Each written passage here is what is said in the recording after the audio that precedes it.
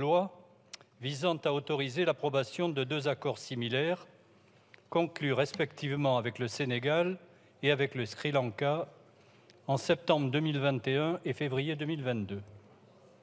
Ces deux accords partagent un même objectif, à savoir faciliter l'accès au marché du travail local des membres des familles des agents des missions officielles.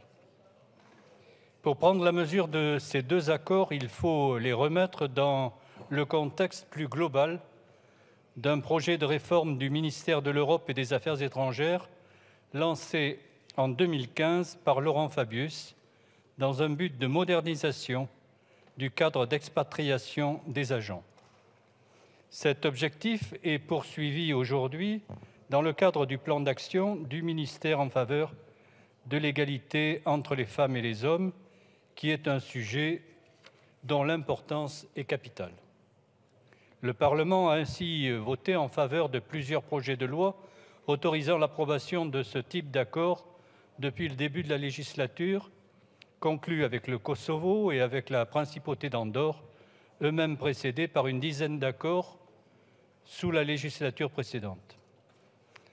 En tout, la France est liée par des accords bilatéraux de ce type avec 28 États, auxquels s'ajoute l'échange de notes verbales avec une dizaine de pays, dans le même objectif de facilitation de l'accès au marché du travail pour les conjoints d'agents.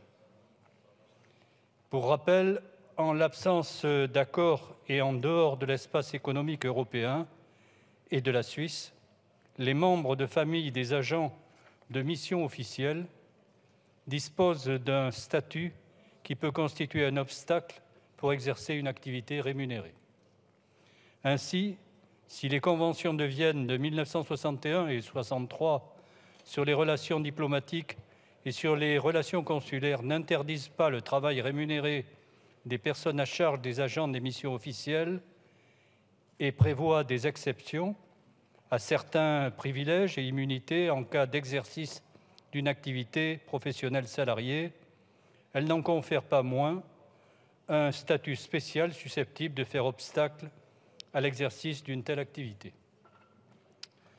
L'entrée en vigueur des accords qui nous intéressent aujourd'hui permettra donc une adaptation juridique qui a été complétée en France par la mise en place d'une procédure administrative simplifiée. Au-delà de cette adaptation juridique, c'est une modernisation du cadre d'expatriation des agents qui est permise, indispensable pour répondre à des évolutions sociales déterminantes telles que la progression du taux d'emploi féminin au sein du corps diplomatique et de façon plus globale. En revanche, le Sénégal et le Sri Lanka ne reconnaissent pas d'union légale entre deux conjoints du même sexe.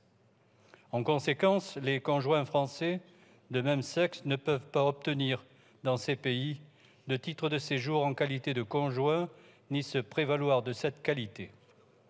Ils ne sont donc pas couverts par le champ des accords, comme c'est le cas avec plusieurs autres pays, mais peuvent néanmoins obtenir des titres de séjour de droit commun et accéder de cette façon au marché du travail local. Il est important que notre pays demeure attentif à la situation des conjoints de même sexe en situation d'expatriation afin d'éviter tout risque de discrimination.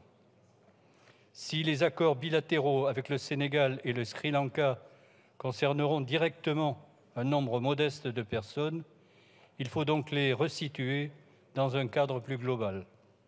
En outre, ces accords bilatéraux pourront faciliter le recrutement d'un personnel de qualité par le réseau diplomatique, consulaire et culturel français, tandis que 250 entreprises françaises sont implantées au Sénégal et peuvent être susceptibles d'embaucher des ressortissants français présents sur place.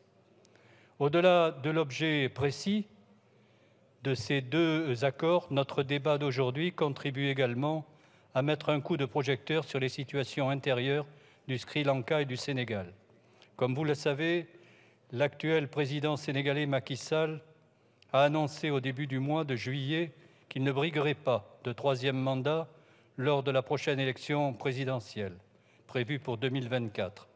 Il s'agit d'une décision que notre pays a saluée et qui atteste de la solidité de la tradition démocratique sénégalaise. Néanmoins, la situation intérieure reste sensible, compte tenu notamment des attentes dans les pays sur les candidats qui seront ou non autorisés à se présenter, à l'instar de l'opposant Ousmane Sonko, condamné à 2 ans de prison ferme pour corruption de la jeunesse et investi candidat par son parti malgré une probable inéligibilité.